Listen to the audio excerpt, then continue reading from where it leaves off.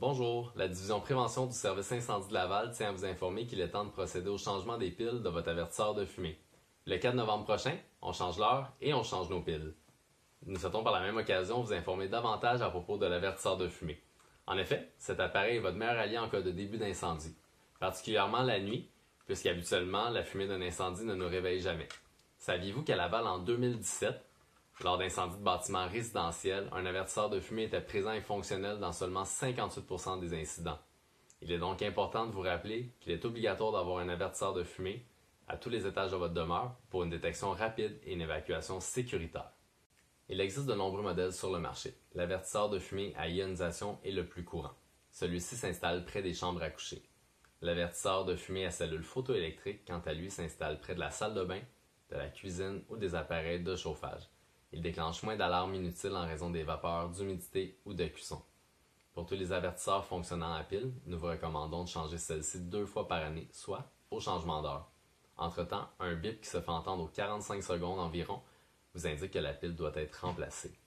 N'utilisez jamais de piles rechargeables car celles-ci sont moins performantes à long terme. Il existe des modèles d'avertisseurs avec une pile au lithium intégrée. Celle-ci est garantie pour fonctionner pendant 10 ans sans avoir à être remplacée. Par contre, comme pour tout avertisseur de fumée, vous devez appuyer sur le bouton test une fois par mois pour vérifier son bon fonctionnement. Pour toutes les constructions neuves, les avertisseurs de fumée sont reliés électriquement. Il est donc normal de ne pas avoir de pile à changer pour ces modèles. Toutefois, un faisceau lumineux vous indique qu'il est bien alimenté. Pour plus de protection, il est possible de se procurer un avertisseur de fumée électrique avec une pile intégrée en cas de panne de courant.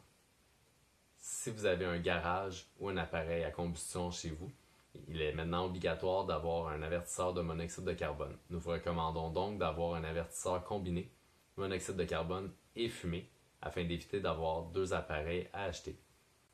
Il existe plusieurs autres modèles d'avertisseurs sur le marché. L'important, c'est d'en choisir un adapté à votre budget et à vos besoins.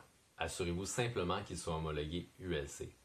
Donc en conclusion, peu importe l'avertisseur de fumée que vous avez, il est important de vérifier qu'il soit fonctionnel en tout temps.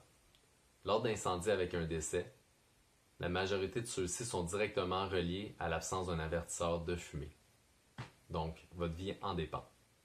Pour toute question supplémentaire pour la prévention des incendies, vous pouvez nous contacter à la division prévention au 450-662-4450. Merci.